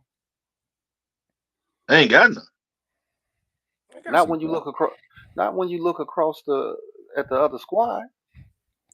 Boston's bench ain't that great, man. Huh? Nah, I disagree. Okay, name me. So go down Dallas's bench. Go down Dallas's bench. Please, name me key factors off of Boston's bench that have been a factor. Please explain me to this. Go down Dallas bench. Tell me where the depth's at. I asked you first. Where's the depth on Boston? Oh, you tell me. You making a statement? I'm just saying. So you tell me. Apparently, you know something I don't. You got Al Horford, right? You got Pritchard. They pretty good. They ain't big names, but they do their thing. So tell me who else after that. You can't. They got, I don't know his name, but they got the dude that come off the tall dude come off shoot the threes. Start with an H. Sam Hauser. You got Hauser come off shoot the threes. Okay.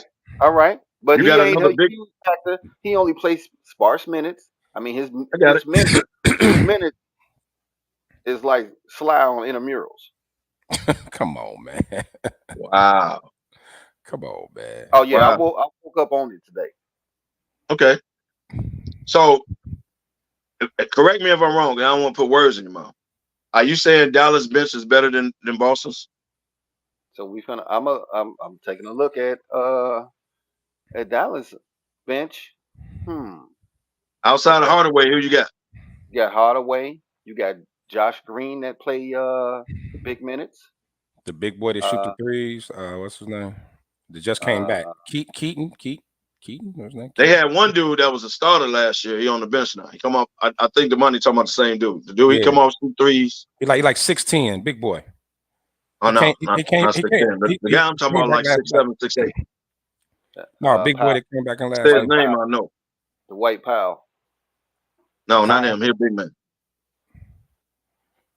Yeah, big boy. He was hurt, and he came back The last game against last 2 games. Well, Boston can go 89 deep. Dallas don't do that. You got dude with the forehead like Pat. What? What's that name? Pat Gould. Come on, Pat head hair. Gould game? Pat head hair. Yeah, man. What's the dude's name? Come on, man.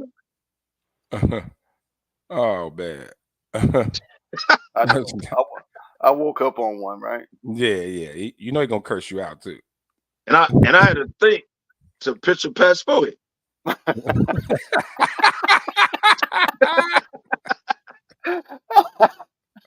Come on, man. You said it though, Ben. I ain't say it. Hey, Pat, he said it. Hey, man. Yeah, but you keep in. You're gonna get a phone call. Man, I know. You definitely get the phone call. I woke up with the shits today, man. You definitely get the phone call. But you know, he got the hair and he got that huge forehead. I can't remember his name right now, but I don't know what you're talking about. I think their bench is a little bit better, to be honest. I'm not saying this by much. Boston has been the deepest team all year, the best starting 5, per man all year. We're not gonna get to the finals and say Dallas is better because you didn't even expect Dallas to be there. So we're not doing that. We're not gonna do that. I swear, Gandhi be killing me with this Obi-Wan Cabaldi.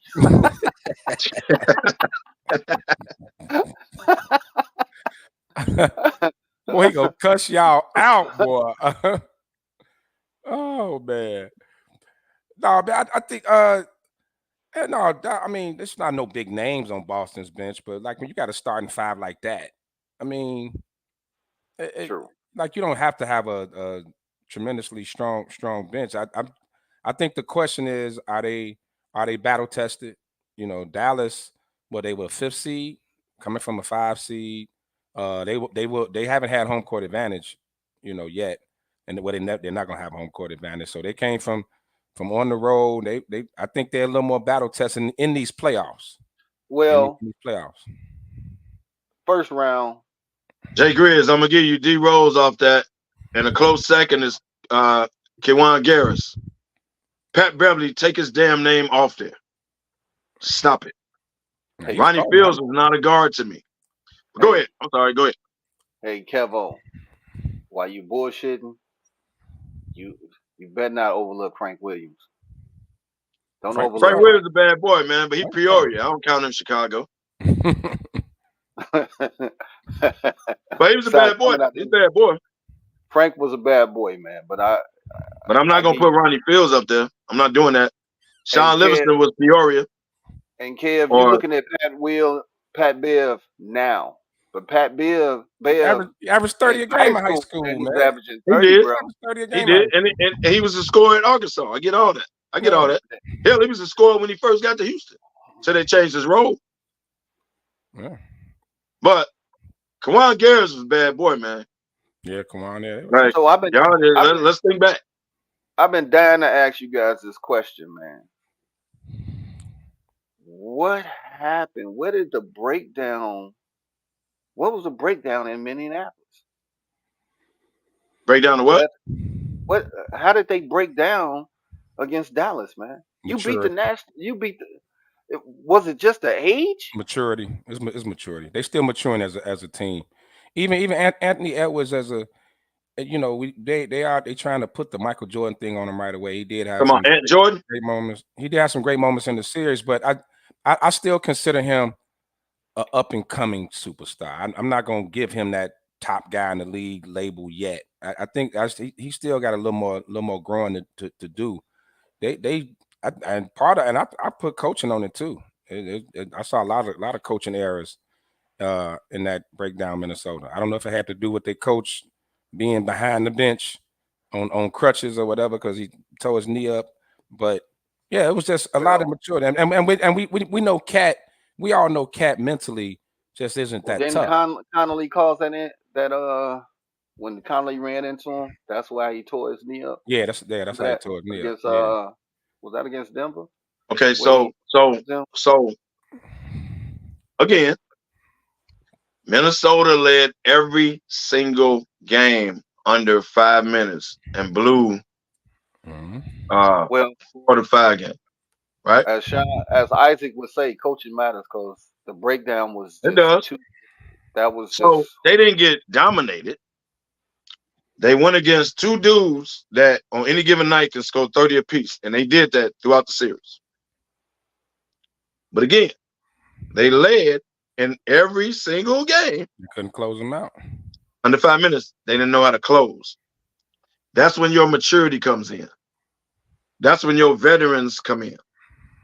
It does not help the matter that Kyle Anthony Towns decided to shoot threes the entire series, even though he wasn't making them. And stayed in foul trouble.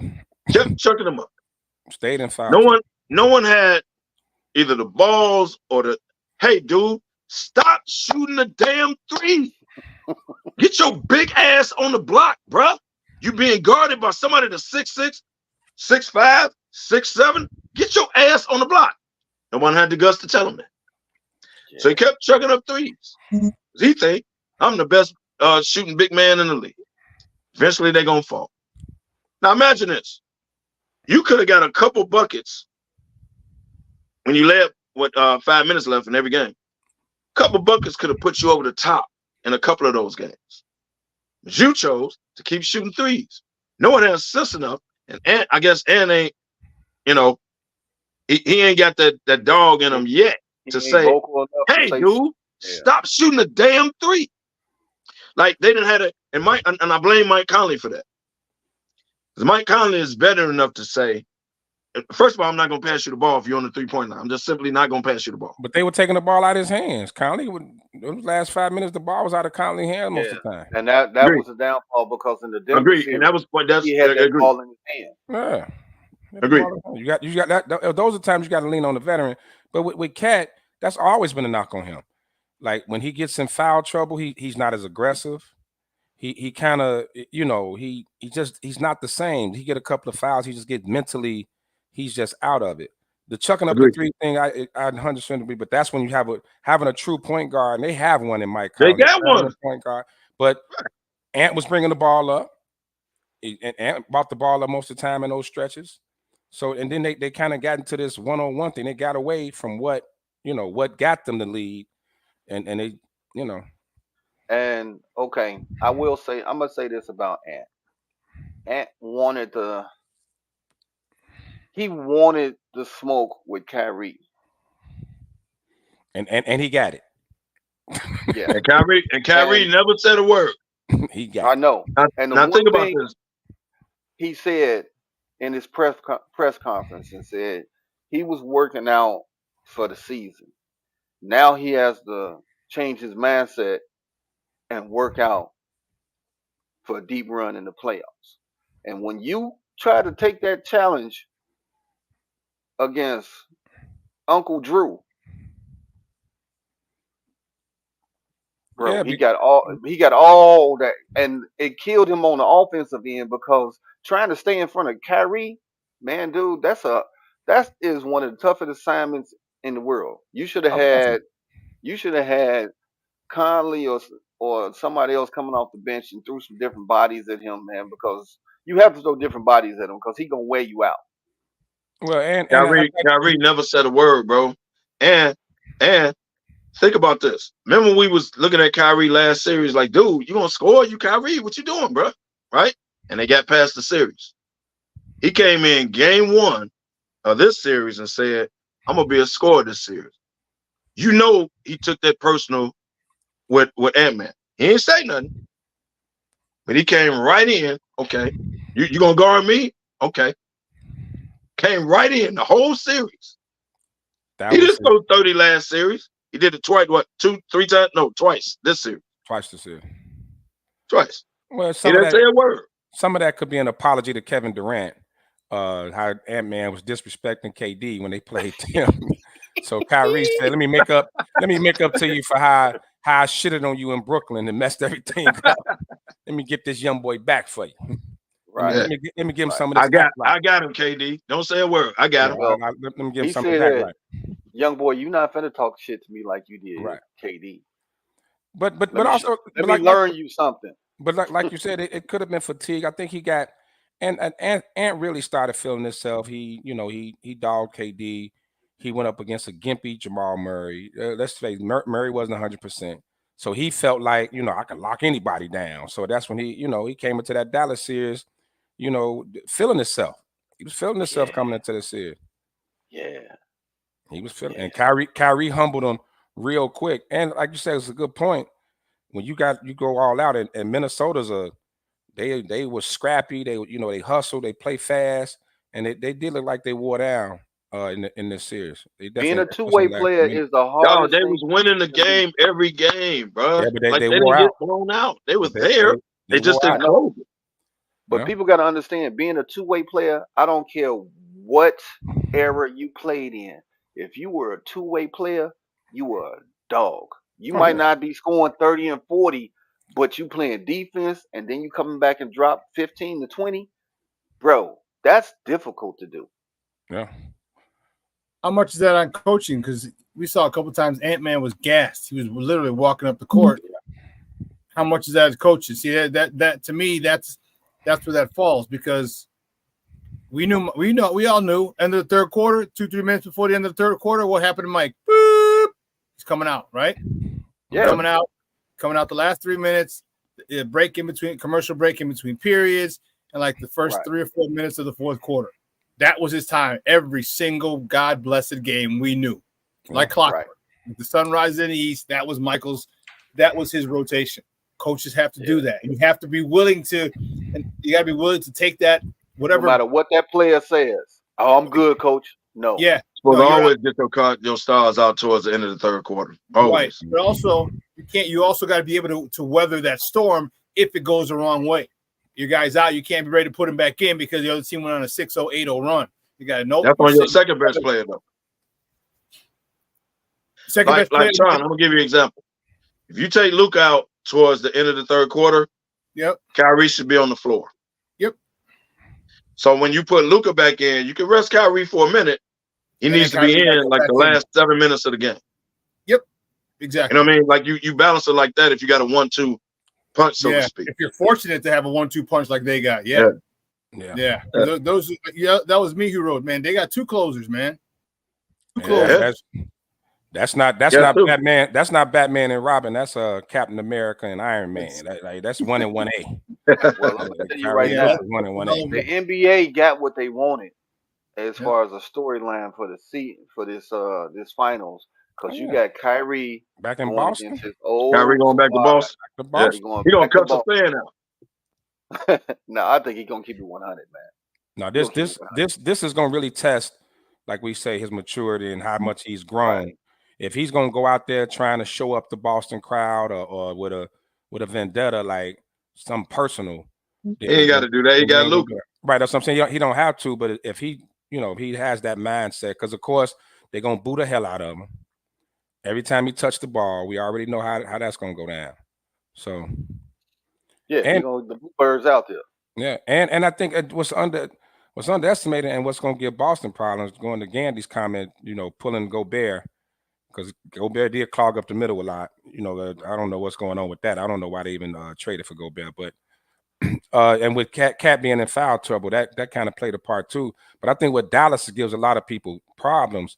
That trade deadline, man, that move, they got some athletic bigs. They got some athletic bigs. Lively, whatever how you pronounce his name. Lively, Gafford. Yeah, former Chicago Bear, for Chicago Bull, excuse me. Right. Yeah, Gafford. Yeah. They did get rid of him. And PJ Washington PJ Washington. Who's gonna guard him? Because he done found a new life. Bro. Yeah. PJ. Goodness gracious! But PJ was balling. He was in Charlotte, wasn't he? Was he in Charlotte? Where did PJ come from? Yeah, he was in Charlotte. He was in Charlotte. So like he was kind of a unknown, but PJ always could ball though.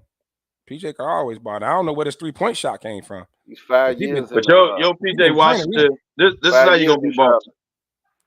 You got to be Boston by your PJ Washingtons, your Lively's, Gaffers on the boards, Tim Hardaway Jr. Like, that's how you beat Boston. Here's how Boston's going to beat you. I'm going to take Jaylen Brown and Tatum out. Holiday can score when he wants to. He just doesn't. White can kill you on any given night. Yeah. Pritchard comes off the bench. Just trying to tell you, White can kill you on every given night, bro. Even though he's supposed to be the point guard. Pritchard can kill you. They get Porzingis back. Let's talk about this. You got to remember, Porzingis used to play for Dallas. Kyrie used to play for Boston. That's right, Porzingis and Luka. Yeah, it was Porzingis and Luka. So you got that both ways. But you get Porzingis back, who is the biggest third option ever on matchup problems. But I think Porzingis gonna struggle with those bigs though.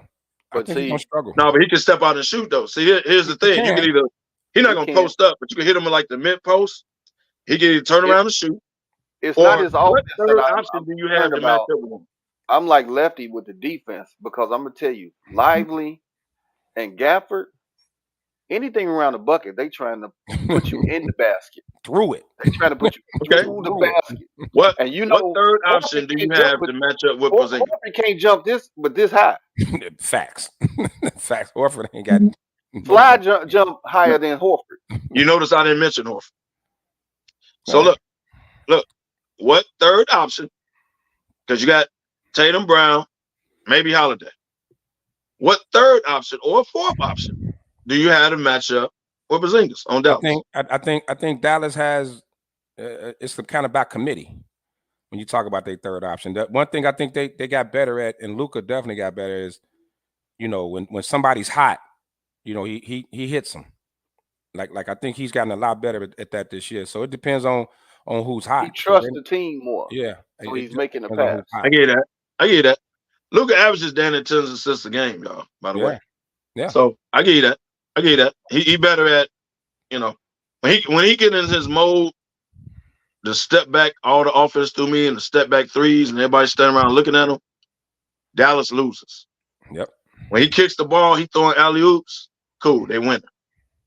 Because Kyrie know how to play off him now. If you watch, Kyrie like, okay, he gonna do his thing. He gonna do his step back threes. He gonna right.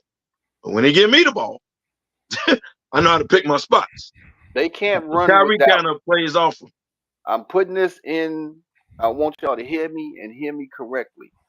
Boston cannot run with Dallas because of the bigs run like Clydesdales and they go above the rim.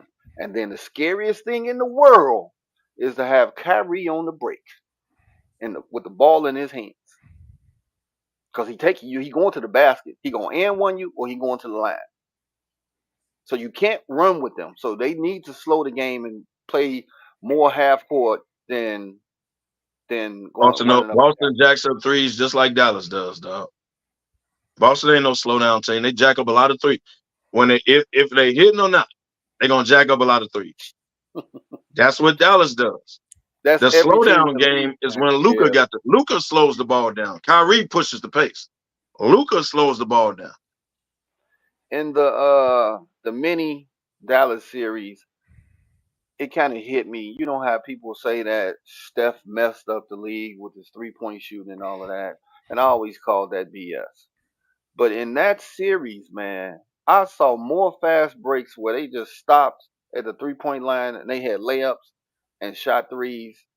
It was many layups that they passed up just to shoot three, and I was like, "Come on, man. That's today's NBA." That's today's NBA. It was so evident in that series. I was really disappointed in the game of basketball. Today's NBA, sir. Indiana does it all the time. You ain't trip on that? Because they just run and gun now. They play no defense. They just want to jack that ball up. They want to outscore you. Yeah, they're not trying to stop it. They're gonna outscore you. Right. Yeah. So I don't know. It's gonna up tempo. I think up tempo may favor Boston though, because Luka, Luka's not the most athletic, and if you can get him in a fast paced game, you can kind of wear him out. I think you can wear him down. Now Luka does know how to kind of rest and kind of pick his spots, and Jason Kidd's doing a hell of a job as a coach, by the way. But I think up tempo could favor Boston. But that's why I said Luka slows the ball down. Yeah. Other than that, Kyrie got him running. Yeah. Boston runs up there. White would stop and jack up a three in a minute, and he's the point guard. Yeah. Damn, not the flute. Wow. Not the flute, man. Come on. Gandy going in on Sly, man. He tore his knee up in band camp. Come on, man. Man ain't here to defend himself, man. Hey, one time in band camp, Band camp doing what? Band camp. going to get water. Damn. So we got the final set, but I want to take it back. Silk, if you out there, man, are you giving the Knicks a pass? They lost a pass because of their injury. No. That was he quick. wouldn't get the Lakers a pass if AD was hurt. So no. No. They lost. Keep that same energy. Keep that same chest out. Oh man. That you had with the go New York, go New York, go. Keep that same energy. Goodbye. Since 71. He said that quick. Like, no.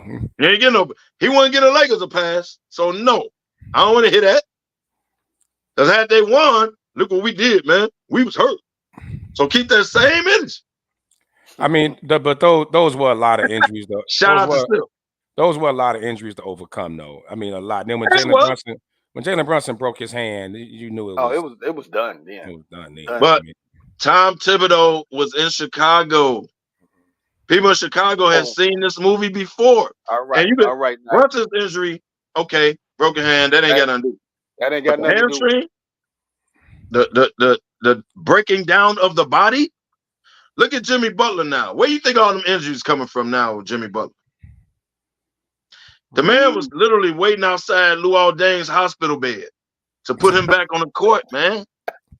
This is what Tibbs does. I was just trying to tell you, man. This is what Nate Robinson was throwing up on the bench for crying out loud. Look, man. This is what the longevity of Tibbs does to a team. So that's why he gets fired. Knocked out was Tim's fault too. He gonna look. Tibbs gonna win. He's not gonna play rookies.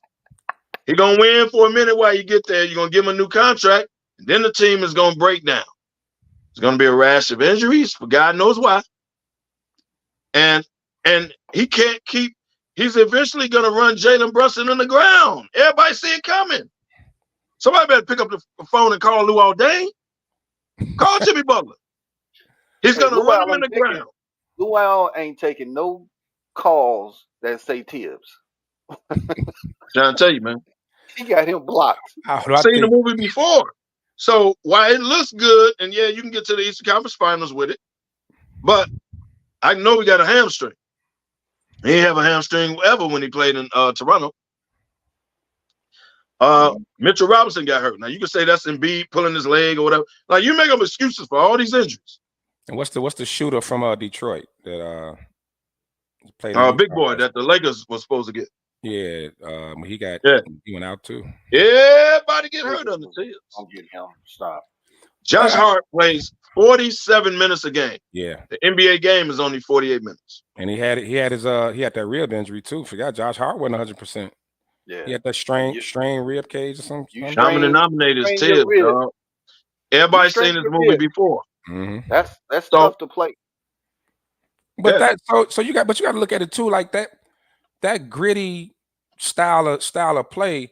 When you get that playoff schedule, that every other day, you know that you got to go deep into your bench. Man, you got to go deep into the bench. Everybody talks about shortening the playoff rotation. No, not when you play like that. I think you need to. It needs to grow. That rotation. Tibbs plays 6-7 people max, right? Yeah, like 7. He got a 7. Like nice. You 7, might get an 8. Yeah. So when he had to go deep into that bench, their whole continuity was off.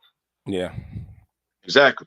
Now you got a bunch of role players anyway. Josh Hart ain't a star in the NBA. He's a good player, but he's not a star. The man was averaging 12, 13 boards a game. Hartenstein, who was about to get paid, by the way. But Hartenstein, you got guys shining. Vicino, whatever the hell his name is. Golden State got rid of him. Milwaukee got rid of him. He's a star in New York. They didn't get rid of him. Golden State didn't get rid of him. Yeah, they couldn't sign him back. He took that bag. Okay. Well, why Milwaukee get rid of him? They had too many guards. Yeah. They had too many guards. Okay. So, but he's a star in New York. They should have kept him over some other cat. You can't, if you think you're going to win a championship or at least get there by Jalen Brunson dribbling the ball 1,000 times a game and going one-on-one and everybody just be ready to shoot and everybody crash the boards, that ain't I guarantee you Randall ain't coming back. Hey. They're going to get rid of Randall. That's what I tell you. Hey, Kevin. They'll get rid of Randall. I know you, I don't know if you saw what I put in the group, but your boy got his own podcast. Oh. The Greek Freak brother. Oh yeah, Thanos, the Nasus, whatever his name is. Yeah. Oh yeah, I saw that. He got his own podcast, bro. That right there, that floored me, man. That floored me that he got his own podcast. Did you know he tore his ACL after the season? Where he slipped going to the bench? No bullshit. Look it up. He tore his ACL after the season. Come on, man. He's on his way. Look it up. Look it up. He's on his way to the bank. Right. Right. That's where he was going. Right. No, I think so. I mean, Giannis' mama told him, take care of your brother. And he taking that to heart. Definitely. But you know you what? ever know hard Giannis get hurt or he look like turned his ankle? Who the first off the bench? I got him. It's called. He doing what his mama told him. It's called, his podcast is Thanalysis. Oh my God. You the same dude as a professional basketball player to get 8-second counts. You the same dude to do that. You can't get the ball over 8 seconds. Bringing the ball. I swear to God, look it up. I swear to God. You a professional basketball. Everybody get the ball over 8 seconds. Hey, you do that. Come on, man. Yeah, but I mean, think about the playoffs this year, man. Injuries really like affected big time. It was a lot of big name stars, man. It was Giannis. You know, you had Giannis out in Milwaukee. Jimmy Butler goes down. Donovan Mitchell goes down. Jamal Murray was gimpy. You know, injuries really. You know, Jalen Brunson went out that last game, but injuries really played a huge part in the playoffs this year. Which I mean, not my point. Not taking away from Boston, but yeah, you making my point, Damani. Yeah. If Boston does not win it this year, now what? This series, this championship or bust is what you're saying, Kevo? This series quietly has a 2011 feel to it. Dallas, Miami, kind of got that feel. Boston. Don't bring that up, man. Dallas beat my Lakers that year. Boston, the overwhelming favorites. Dallas quietly, like they didn't have the best record since the trade deadline. They had the best record in the league since the trade deadline. People kind of underestimating Dallas. Same going in, they heavy favorites with the superstars and all that. This got a 2011 feel to it. This got a 2011 feel. We got a couple minutes left. Yeah, but they ain't got no Dirk, dog. Here's my question: who got the better big two, Boston or Dallas? Woo. That's not a question to me. It's a tough one. All right. That's a tough one. I don't know. I enjoy watching Luka and Kyrie, but I'll give a slight edge to Tatum and Brown. Very slight edge. I give a slight edge to them. No sir. No sir. This has Luka and Kyrie written all over it. Okay. When you got two dudes that on a given night can look at each other and say, "You go for 30, I'll go for 30. Let's get these guys out of here." Right?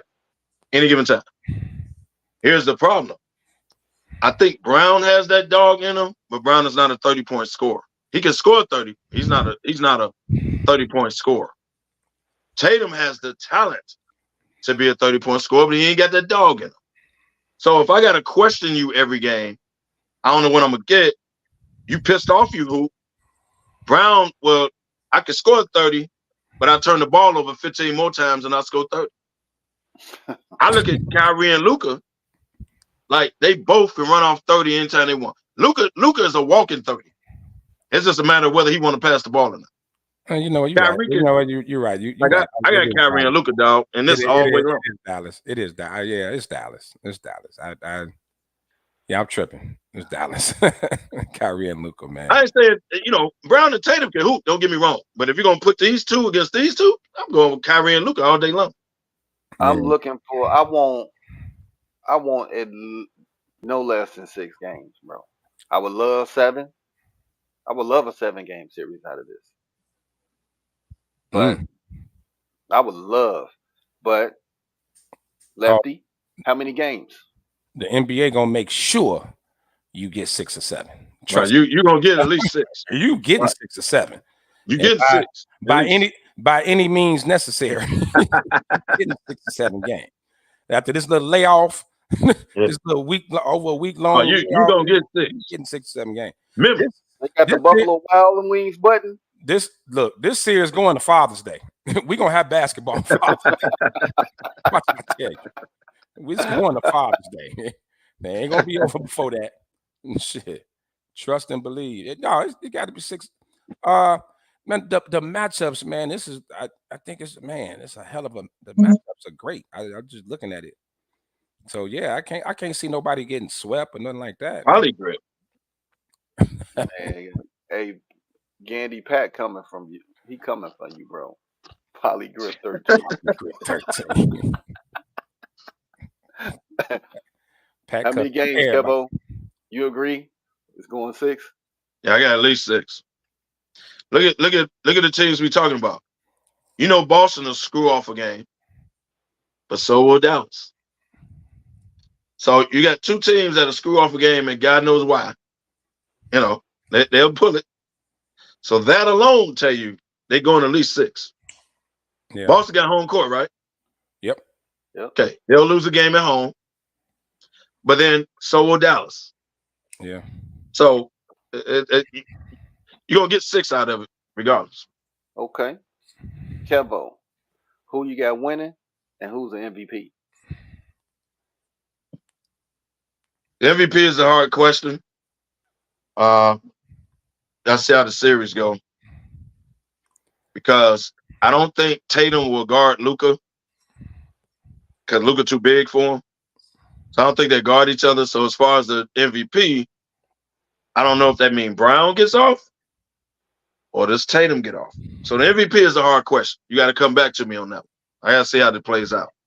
As far as who wins, I'm going with Boston. Even though I'm a Laker fan, I hate to do that. Shout out to Drew. Ooh, but I'm going to go with Boston, and here's why. You said it earlier, Ben. This is championship or bust.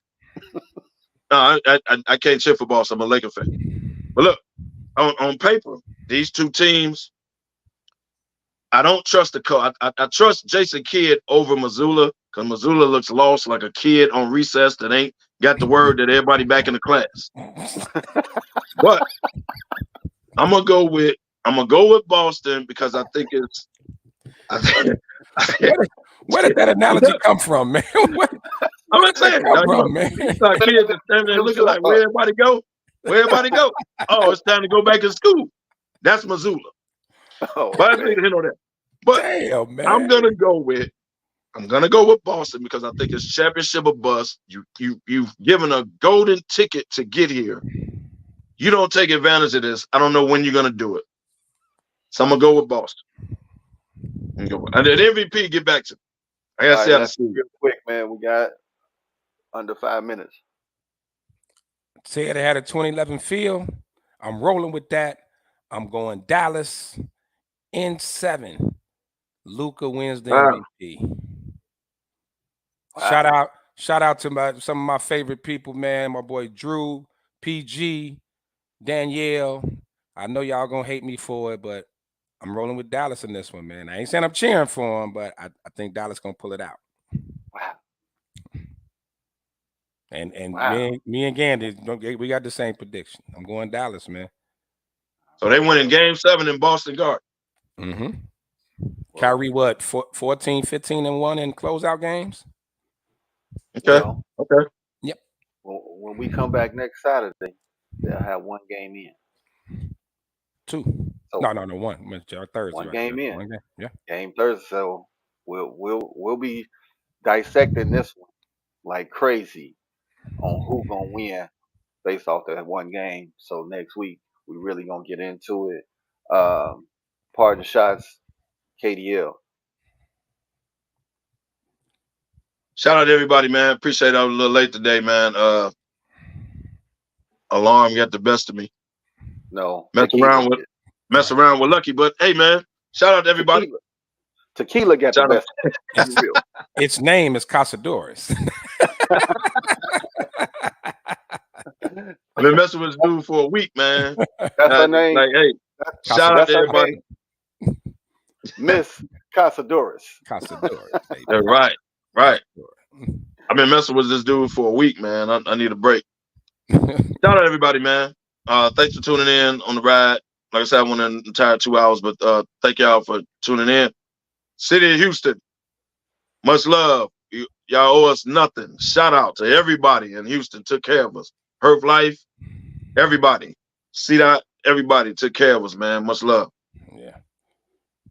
Definitely love it, man. Mad love to Houston, man. And before we go, definitely got to give our condolences and our prayers to our sister, the Leaf, LaShonda Powell, who we lost this past week. Prayers to her family. Our deepest condolences, and to our VS sisters, the Crystal and Tracy, man. It's a big loss. She was a sweet, sweet, beautiful person, man. Like one of the nicest people you'll ever meet in life. So it's a big hit to the cigar community, man. Definitely. So yeah. And like Kev said, man, Houston, y'all don't owe us nothing, man. Shout out to the city of Houston, man. Great job on Houston Cigar Week. We had a ball. And of course, don't forget June 15th, baby, West Side, South Side, Casa de Perez out in Maywood, man. It's going to be a movie. Early arrival strongly suggested. We always put that out there, and it always happens. And that's how it is, and that's how it's going to be. Out of nowhere. It's just going to be that. It's going to be that. Oh, happy birthday to Nikki Dillard. Says happy birthday, man. Do your thing tonight. I'm gonna try to make it. I gotta make a run. If I get back in time, I'm gonna get out there and party with you. So happy birthday to you too. Hey man, it's almost summertime shy. We had some real nice days. So man, be safe out there, everybody. Watch your surroundings, where you at, all of that good stuff. But man, let's keep it safe and Tatum got hurt, Andy. And shout out to the cicadas that's staying out of the city. You know what? Out of Harvey. Well, they can stay in Harvey. Just keep them out of. No, they not that. They further south, baby. Yeah, they are further south, so that is a plus. I saw on social media. Let us deal with our raccoons. We good. Somebody's car was full of cicadas. Full of cicadas. Yeah. I was like, damn. They got in the car? Honey? They all over the car. Dude come outside his house. Over the car. All over the car. And I'm like, so what you do? Water hose? Like, what do you do? I don't know. I don't know. I just walk back in the crib like, I ain't going to today. This ain't today. Grab Uber. Let me get this Uber app cracking. Like, man, hey, I ain't gonna make it. Wherever you go, I ain't gonna make it. Hey man, like I said, called off cicada. Right. Cicadas, fam. Shout out to the people in Frankfurt. Close your doors and windows. Right. Hey man, they getting hit hard. At the end of every show, where there's smoke, there's fellas. And Isaac. The silverback. Happy birthday, Isaac. All right, man. We take